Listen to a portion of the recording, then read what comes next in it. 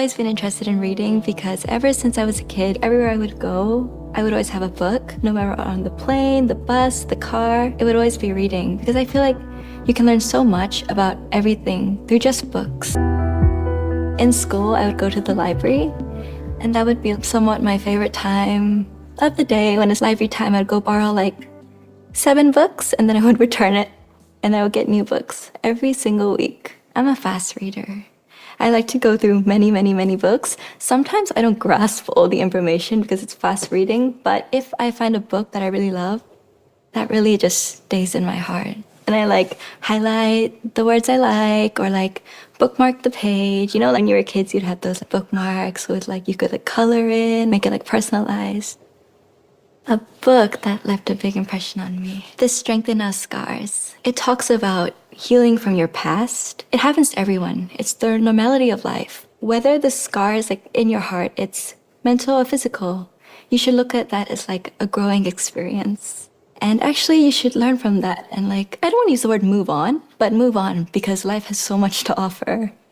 And there's actually, if I can, a quote I want to like share here. It's, you guard yourself from sadness, not realizing that you have closed yourself off to all of the happiness the world is trying to give to you. That is so true though, because when you focus on just being sad all around you, you forget about that. The people who are out there loving you, and you don't see that. So I would say heal. Healing is the best thing to do. The courage to be disliked. I think I can speak for everyone, and I think everyone will say the same, that no one likes to be talked about or disliked, or you want to be loved, you want to be liked. But that's not possible.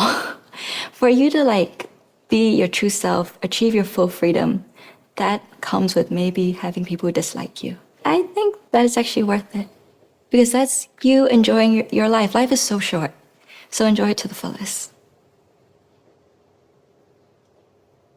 This book was actually given to me by one of my fans. They gave it to me, and I just fell in love with this book because I was like, that is so me. I'm actually an introvert myself. Growing up in school, the teacher would always say, speak up more, talk more. You're not engaging to the class. And I think a lot of people would see this as well because not always the loudest person in the room is the smartest person in the room. Because, I mean, okay, extroverts are lovely people as well. I have so much friends who are extroverts. But appreciate being an introvert and don't try to change that as well. This book, it talks about that being a listener is one of the powerful tools in the world. Not everyone can do that, where you sit down and have a conversation with someone and you take every single information that they say. That's very powerful. Harry Potter. I think that's everyone's childhood. Maybe not everyone. That's probably speaking too big. But I think most people came across Harry Potter as like a comfort zone as well. Because the themes that it's in Harry Potter is it's like, you know, friendship, bravery, loyalty. And what I love about it is the different houses. Which house am I in? Slytherin. It's like ambitious people. So it's like competitive, ambitious. And I was actually surprised at the start. I thought it'd be like a mixture of like, okay, maybe like a bit of Hufflepuff, Gryffindor. But then when I did the quiz and everything was like Slytherin. Does literature help me to play sometimes? It's helpful when you can like annotate your scripts and everything, finding out what was the character background, what does this word mean? Yeah, it does help actually when you have literature in your heart and you're working as an actress as well. A book that I recently discovered, do you know The Little Woman? It is also a childhood book. It talks strongly about strong leadership in women as well, because the character Jo, she suffered through many things and like she had to go through a lot. But she was also really, really strong about what she wanted. And especially during that period of time, you know, it was hard to fight for what you wanted, but she always did. She wouldn't do what society normally says. I love the character Jo because she's a fighter. Louisa May Alcott. She kind of wrote Jo through her perspective of growing up. So she was a nurse. She had a lot of things to fight about during the 19th century. It was a tough time for her, and she chose to write in order to provide for her family. So yeah, they're all like really, really strong, powerful women.